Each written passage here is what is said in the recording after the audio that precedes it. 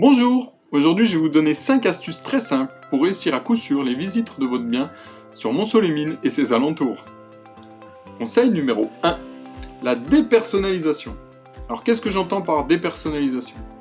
Ben écoutez, quand les acquéreurs vont venir visiter votre bien, c'est bien qu'ils se sentent chez eux et pas encore chez vous. C'est-à-dire que je sais pas, vous avez fait grandir vos enfants, vous avez mis des marques sur le mur à chaque fois qu'ils ont changé de tranche d'âge. Et puis, c'est chez vous, ça, c'est des souvenirs qui vous sont propres.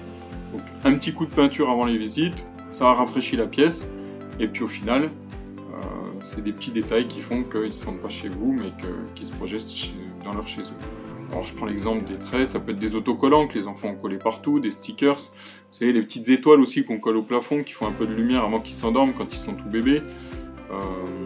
C'est pareil, si vous avez une déco trop prononcée parce que vous avez une passion, je sais pas, vous aimez les maquettes, les soldats de plomb, la faïence, vous êtes chasseur, vous avez mis des têtes de cerf un peu partout, bon, enfin voilà, un peu partout, je comprends. Voilà, si vous avez une déco trop chargée qui fait trop penser à vous, de toute manière, vous avez prévu de partir dans quelques semaines.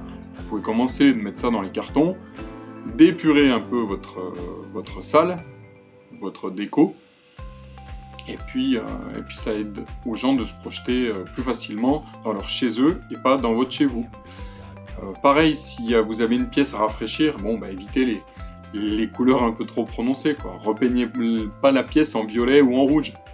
Restez sur des tons sobres, gris, blanc, c'est du passe-partout. Tout le monde peut se projeter dans du gris et du blanc.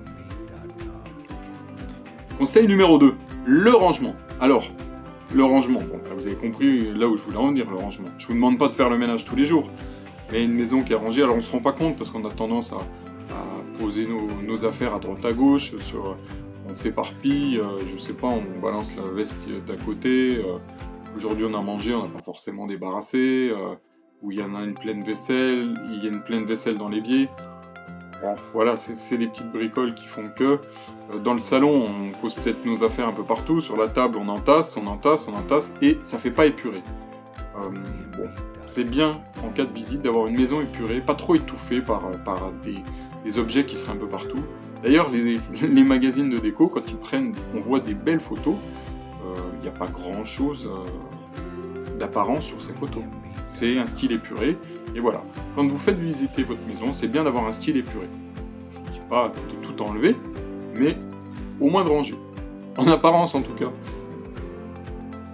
Conseil numéro 3, le sens de la visite. Alors, qu'est-ce que j'entends par le sens de la visite? C'est-à-dire, au début, vous n'allez pas forcément être à l'aise avec vos acquéreurs. Une première visite, une deuxième visite, une troisième visite. Et puis, si vous gardez toujours le même sens, vous visitez toujours dans le même sens votre maison, pour vous, ça va créer une certaine fluidité. Donc vous serez plus à l'aise. Et du fait que vous soyez plus à l'aise, vous allez mettre vos acquéreurs aussi très à l'aise. C'est aussi le but, c'est de les mettre très à l'aise pour qu'ils puissent se sentir chez eux, se projeter. Et voilà. Donc si à un moment dans la visite, vous voyez qu'il y a quelque chose qui cloche et que ça ne vous met pas à l'aise, remodifiez peut-être ce sens pour être de plus en plus à l'aise, de plus en plus fluide, et cette fluidité va mettre vos acquéreurs à l'aise parce que vous serez à l'aise. Conseil numéro 4, votre maison elle a des qualités, mais elle a aussi des défauts. Alors bien sûr, mettez les qualités en avant, mais n'oubliez pas de parler des défauts. Pourquoi? Parce que de toute manière, il y a des diagnostics qui vont être effectués sur votre maison, et on va en parler le jour du compromis chez le notaire. Donc, pourquoi cacher les choses que vous savez, qui vont être mis en avant ce jour-là? Si vos acquéreurs apprennent ça chez le notaire, c'est pas dit qu'ils signent déjà. Hein, c'est bien de les avoir prévenus en amont pour avoir pu traiter toutes les objections aussi, parce que peut-être que c'est un truc qui est bénin, mais mis devant le fait accompli chez le notaire, peut-être que ça va les refroidir et qu'ils voudront plus signer. D'autant plus qu'ils ont un délai de 10 jours derrière, et c'est au 11e jour qu'ils sont engagés réellement avec vous si la banque ne leur fait pas faux bon. Donc, ils ont encore 10 jours derrière pour se rétracter, donc si vous signez chez le notaire mais qu'ils ont ce doute, c'est pas dit que ça aille au bout. C'est pas dit qu'il n'y ait pas une rétractation dans ces 10 jours. D'autant plus, mettez-vous à la place de votre acquéreur, s'il découvre quelque chose et qui pour lui est bénin en fait. Il va se dire derrière, mais s'il était capable de me cacher quelque chose d'aussi bénin, est-ce qu'il m'a pas caché quelque chose de beaucoup plus important? Ça va pas le mettre dans une situation de confiance. Il peut très bien faire un pas en arrière et se dire « Oh là là, moi je signe plus, voilà, j'ai plus du tout confiance en mon vendeur, je signe plus. » Donc, parlez des qualités, mettez aussi les défauts, ça prouvera aussi que vous lui avez rien caché. Si vous parlez des défauts, eh ben ça prouvera et ça mettra en confiance votre acheteur, enfin vos acheteurs, dans le sens où s'il me parle de ses défauts, bon voilà, on est tombé sur quelqu'un de franc et honnête, il n'y a pas lieu de... Voilà, on part dans un climat de confiance, c'est toujours mieux pour les affaires. Conseil numéro 5, une fois la visite effectuée, laissez vos acquéreurs tranquilles. Ne leur parlez pas, laissez-les se projeter chez vous, proposez-leur de refaire un tour tout seul, voilà, qu'ils prennent leur temps. Vous allez voir tout de suite s'ils sont intéressés. S'ils commencent de parler de « mon meuble il irait bien là », ça serait bien la chambre du grand, les filles on les mettrait là, ici il y aurait ta télé, enfin voilà, bon, c'est qu'ils se projettent, c'est qu'ils sont bien chez vous. Si vous êtes derrière et que vous leur parlez tout le temps, ils peuvent pas réellement se projeter, et alors il faut leur laisser du temps, ça leur laisse le temps d'y réfléchir. Voilà, quand on réfléchit, on aime bien être tranquille.